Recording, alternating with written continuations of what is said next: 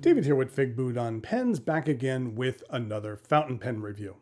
Today I have for you a pen that I feel is underrated. It's been around for a couple of years and it's something that I have enjoyed, but I just haven't gotten around to reviewing. It's a pen from the Taiwanese brand Laban, and that pen is the Skeleton. What I'm going to do today is go over the parts and features of the Laban Skeleton, talk about what I care for and what I don't care for about it. I'll show some measurements, size comparisons, and provide a writing sample. Thanks go out to the good folks at Laban for providing this pen for review. Okay, the pen arrives in this box. Now, I know Laban has recently changed their boxes, so the box you receive might look a little bit different. And here is the pen. This is the Laban Skeleton. This pen has a resin barrel with a metal overlay. It's available in 3 different models. There is the rose gold, the polished chrome, and then the gunmetal. And the model I have here is that gunmetal. As the name would imply, the key feature of this pen is the skeleton overlaid design. Now, there are a lot of very cool pens out there on the market with a skeleton design. There are several high-end models from brands such as Montblanc and Visconti that look fantastic. I would consider this to be a more budget-conscious alternative to those wallet-busting models. I like that the pattern appears to be a bit random with the outlined shapes. I will say, however, that with closer examination, the cap and the barrel have the exact same pattern, with the pattern on the barrel just extending a bit farther. Now, it took me a while to notice that. Even though the designs match, I like that the cap and barrel don't look too matchy-matchy. Let's take a look at the cap. The top of the cap is rounded and comprised of 2 separate pieces. This transitions into the clip. I like the clip of this pen. I feel it looks sharp. It functions well, and it looks nice in regard to the overall aesthetics of the pen. Overall, this pen is torpedo-shaped. The cap angles up, and then at the end of the cap, there is a band which is stamped with the Laban name.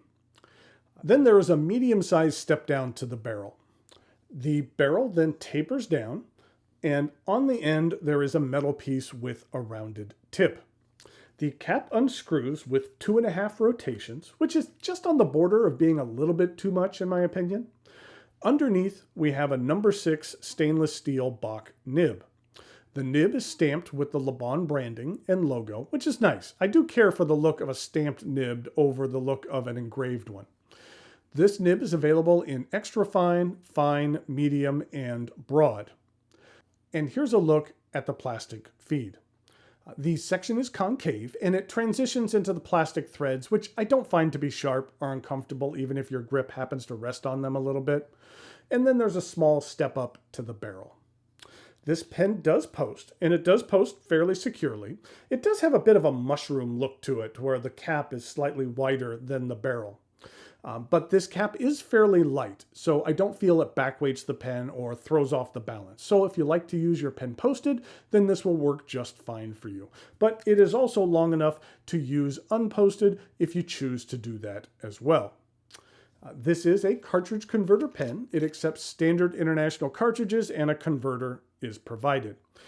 With the metal parts of this section, as well as some internal exposed metal on the back of the barrel, eyedropping this pen would not be recommended. You can get a good look at the ink through the translucent barrel. I like that this is a translucent rather than transparent. It kind of gives the converter a bit of a fuzzy look. Between that and the metal grid work, it does a decent job of hiding the metal portion of the converter. Seeing that portion of the converter on a transparent barrel is one of my pen pet peeves, so this pen found a way to somewhat address that. I mentioned this previously, but I've had this pen for a couple of years, and you might have noticed on some of the up-close pictures, but I have found that the gunmetal treatment is susceptible to some scratches, exposing some of the underlying metal. And I'm fairly careful with my pens. I don't abuse them that much, but over time, this material has developed a little bit of wear. I will say that it's not really noticeable to the naked eye. When you take macro shots like I have here, it tends to make small things like that more visible. The Laban skeleton is available from a number of online retailers and sells for $208. I feel that it's a reasonable price for what you receive with this pen. It's unique. I love the skeleton look.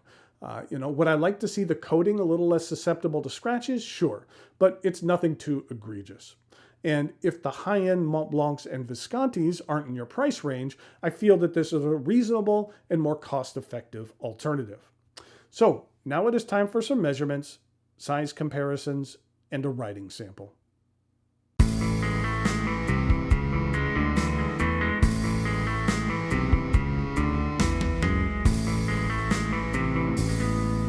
Here we go with some size comparisons for the Laban skeleton. Here it is with another gunmetal finish pen. This is a Pilot Vanishing Point. Here it is with another pen from Laban. This is a Laban Flame. And here it is with a Lamy All-Star. In regard to some other pens, here it is with a Pilot Metropolitan. And here it is with a Faber-Castell Hexo, which I reviewed last week. And then finally, something brand new that I'm going to be reviewing here in the very near future, which is part of a Kickstarter campaign from the Woodshed Pen Company. And this is one of their shimmer models. Let's get a close look at that. You could really tell as the light hits it that there is a fair amount of shimmer in this model here. And it's very cool. And I look forward to sharing it with you and kind of taking a closer look at it. And that's what it looks like in comparison to the skeleton.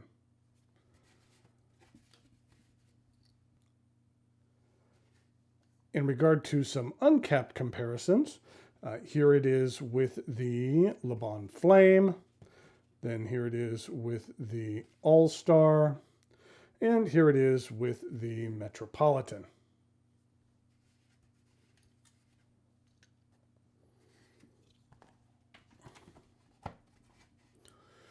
So here we go with the writing sample for the Laban.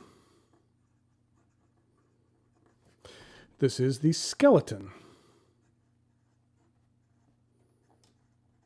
This is a broad stainless steel Bock nib. And the ink that I'm using here today is Diamine Pumpkin. This has turned into one of my favorite orange inks. This is what the ink looks like.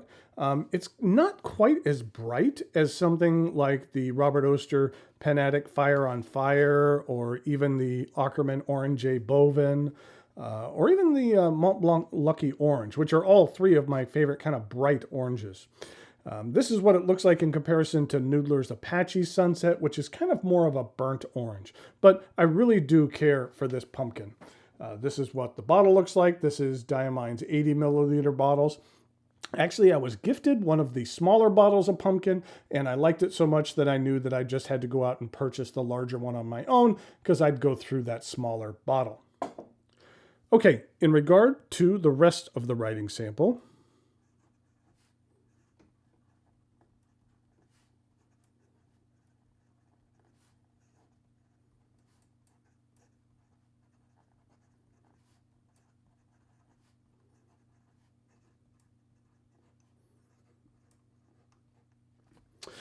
I find this broad nib to be very generous.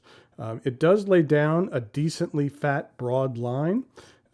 You're not going to get a lot of line variation. I was pushing that rather hard, and it really didn't move that much. You do get a decent amount of ink flow coming out of this broad nib, and in regard to reverse writing,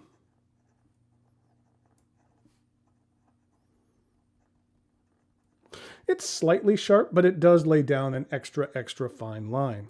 And in regard to some fast writing,